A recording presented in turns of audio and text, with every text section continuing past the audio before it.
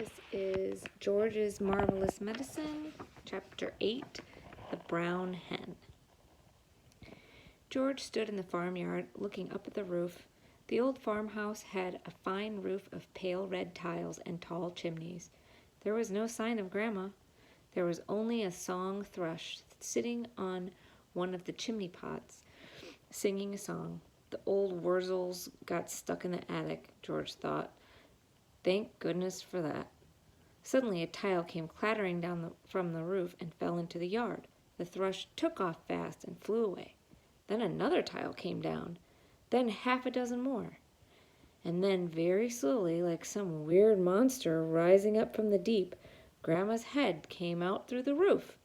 Then her scrawny neck and the tops of her shoulders. "How am I doing, boy?" she shouted. "How's that for a bash-up?" "Don't you think you'd better stop now, Grandma?" George called out. "I have stopped," she answered. "I feel terrific.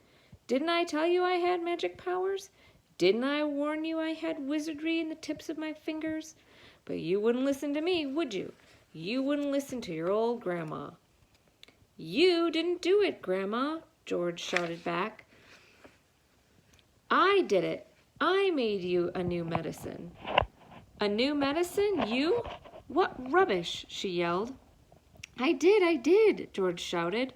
"You're lying as usual," Grandma yelled. "You're always lying." "I'm not lying, Grandma. I swear I'm not." The wrinkled old face high up on the roof stared down suspiciously at George. "Are you telling me you actually made a new medicine all by yourself?" she shouted. "Yes, Grandma, all by myself." "Well, I don't believe you," she answered. "But I'm very comfortable up here. Fetch me a cup of tea." A brown hen was pecking about in the yard close to where George was standing. The hen gave him an idea. Quickly, he uncorked the medicine bottle and poured some of the stuff into the spoon. "Watch this, Grandma," he shouted. He crouched down, holding the spoon to the hen. "Chicken," he said. Chicken. Come here, have some of this." Chickens are stupid birds and very greedy. They think everything is food.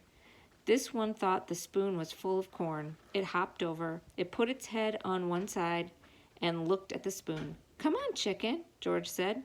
"Good chicken. Chick, chick, chick." The brown hen stretched out its neck toward the spoon and went peck and got a beakful of medicine. The effect was electric.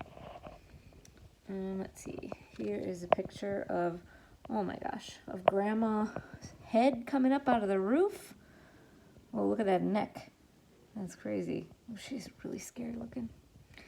And then here is George giving the hen some of the medicine.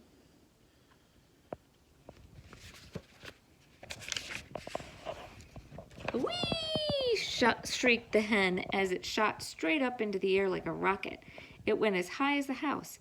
Then down it came into the yard, sploosh, and there it sat with its feathers all sticking straight out from its body. There was a look of amazement on its silly face. George stood watching it. Grandma up on the roof was watching it too. The hen got to its feet. It was rather shaky. It was making funny gurgling noises in its throat. Its beak was opening and shutting. It seemed like a pretty sick hen. "You've done it in, you stupid boy," Grandma shouted. "That hen's going to die. Your father will be after you now. He'll give you socks and serve you right." All of a sudden, black smoke started pouring out of the hen's beak.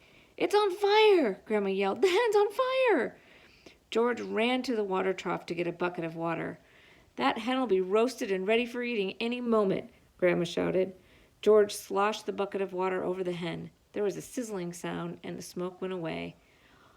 "Old hen's laid its last egg," Grandma shouted. Hens don't do any laying after they've been on fire. Now that the fire was out, the hen seemed better. It stood up properly, it flapped its wings, and then it crouched down low to the ground, as though it was getting ready to jump. It did jump. It jumped high in the air and turned a complete somersault and then landed back on its feet. "It's a circus hen," Grandma shouted from the rooftop. "It's a flipping acrobat." And now the hen began to grow. Let's see, here is the hen. And here is the hen while it is smoking fire. And there it is after it got the bucket of water. And there it is doing a somersault. Okay, so the hen began to grow. George had been waiting for this to happen. "It's growing!" he yelled. "It's growing, Grandma. Look, it's growing." Bigger and bigger, taller and taller it grew. Soon the hen was four or five times its normal size. "Can you see it, Grandma?" George shouted. "I can see it, boy," the old woman shouted back. "I'm watching it." George was hopping about from one foot to the other with excitement, pointing at the enormous hen and shouting, "It's had the magic medicine, Grandma, and it's growing just like you did." But there was a difference between the way the hen was growing and the way that Grandma grew. When Grandma grew taller and taller, she got thinner and thinner. The hen didn't. The hen stayed nice and plump all along. Soon it was taller than George, but it didn't stop there. It went right on growing until it was about as big as a horse, and then it stopped. "Doesn't it look marvelous, Grandma?" George shouted. "It's not as tall as me," Grandma sang out. "Compared with me, that hen is titchy small. I'm the tallest of them all." Look at her. She is so scary looking with her long neck. Jeez. That's the end of that chapter, guys.